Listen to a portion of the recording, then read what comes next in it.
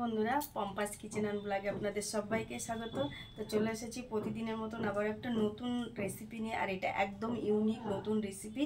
তো আজকে আমি বানাবো, দেখুন আমি এখানে কচি কচি কচুর পাতা নিয়ে নিয়েছি। এই দেখুন একদম কচি কচি কচুর পাতা। তো এই কচুর পাতার টক আজকে আমি বানাবো, একদম মানে যেভাবে বানাবো আশা করছি আপনাদের খুব ভালো লাগবে, আর একবার খেলে বারবার খেতে ইচ্ছে করবে। তো দেখতে থাকুন আমি এই কচু পাতার টক কিভাবে বানাচ্ছি। তো আশা করছি আপনাদের খুব খুব ভালো লাগবে। আমি এখানে অনেকটাই কচুর পাতা নিয়ে নিয়েছি। তো এই দেখুন একদম কচি কচি কচুর পাতা এখানে অনেকটা পরিমাণেই আছে। তো এই পাতাগুলোকে প্রথমে ধুয়ে নেবো। আমি এখানে অনেকটাই কচুর পাতা নিয়ে নিয়েছি। তো এই দেখুন একদম কচি কচি কচুর পাতা এখানে অনেকটা পরিমাণেই আছে। তো এই পাতাগুলোকে প্রথমে ধুয়ে নেব একটু। দেখুন বন্ধুরা, কচু পাতাগুলো খুব ভালো করে ধুয়ে নিচ্ছি।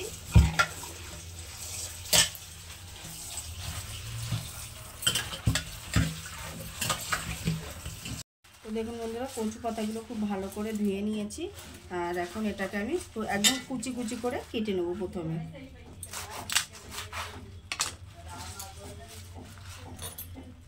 একদম ছোট ছোট করে এরকম পাতলা পাতলা করে কেটে নেব। এখন এরকম পাতলা পাতলা করে কেটে নেব।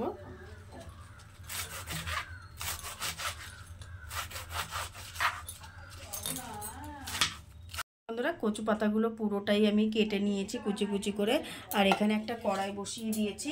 তো কড়াইতে প্রথমে দেখুন আমি একটু রাঁধুনি নিয়ে নিয়েছি, তার শুকনো খোলায় রাঁধুনিটা একটু ভেজে নেব।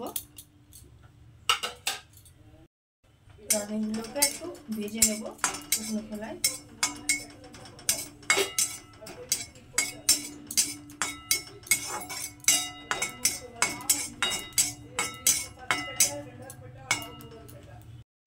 দেখুন বন্ধুরা, রাঁধুনিগুলো ভাজা হয়ে গেছে। তো রাঁধুনিগুলোকে আমি তুলে নিচ্ছি। একই কড়াই আমি আবার গ্যাসের মধ্যে বসিয়ে দিয়েছি। তো এটা দিয়ে দিচ্ছি সামান্য একটু জল, একদম সামান্য একটু জল দিয়ে দিলাম। আর এর মধ্যে এবার দিয়ে দেবো আমি কচু পাতাগুলোকে।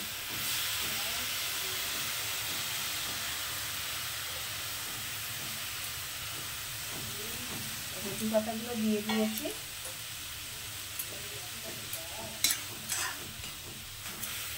ভালো করে নাড়িয়ে দেবো।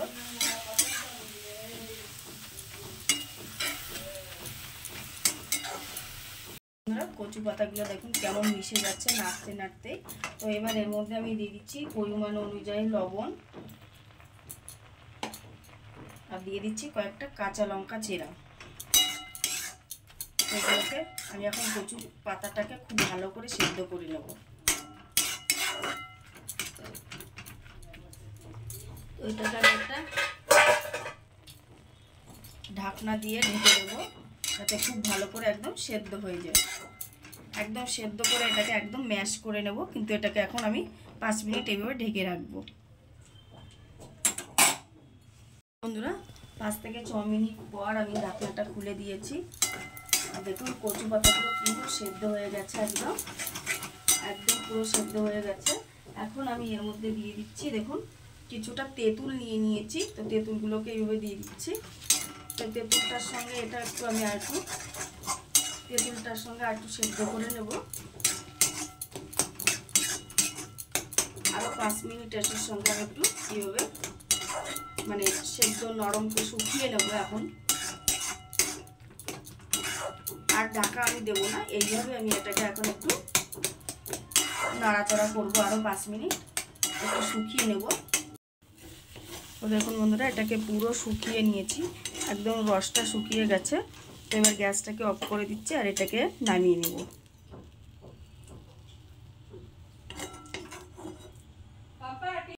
তো দেখুন বন্ধুরা, কড়াইটা আবার ধুয়ে বসিয়ে দিয়েছি। তো কড়াইতে দিয়ে দিচ্ছি একদমই সামান্য একটু সাদা সর্ষের তেল।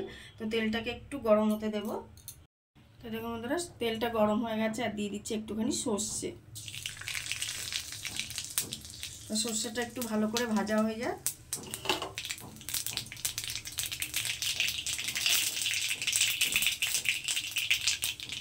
তো দেখুন সর্ষেটা খুব সুন্দরভাবে ভাজা হয়ে গেছে।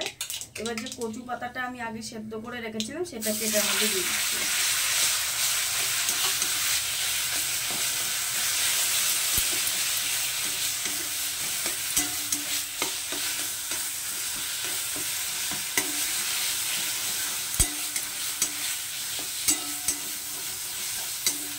এটাকে একটু ভালো করে ভাজা করে নেব। আর এবার এটার মধ্যে দিয়ে দিচ্ছি যে আমি আগে থেকে রাঁধুনিটা ভেজে রেখেছিলাম শুকনো খোলায়, সেটাকে দিয়ে দিচ্ছি।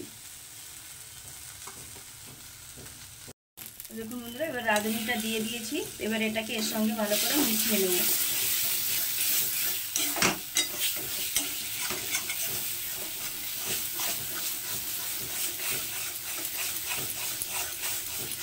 এটাকে এইভাবে আমি আরও 5 মিনিট ভেজে নেব।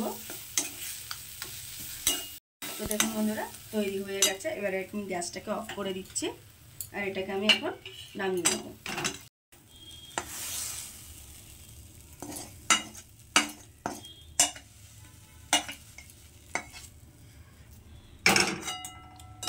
তো দেখুন বন্ধুরা, তৈরি হয়ে গেছে কচু পাতার টক। আর কতটা পাতা ছিল আর কতটুকু হয়ে গেছে দেখুন।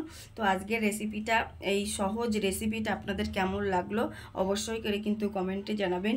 আর এইরকম রেসিপি যদি থাকে, এই কচু পাতার টক দিয়ে ভাত খেলে মানে শরীরের পক্ষে যেরকম ভালো, আর যে একবার খাবে সে বারবার খেতে চাইবে।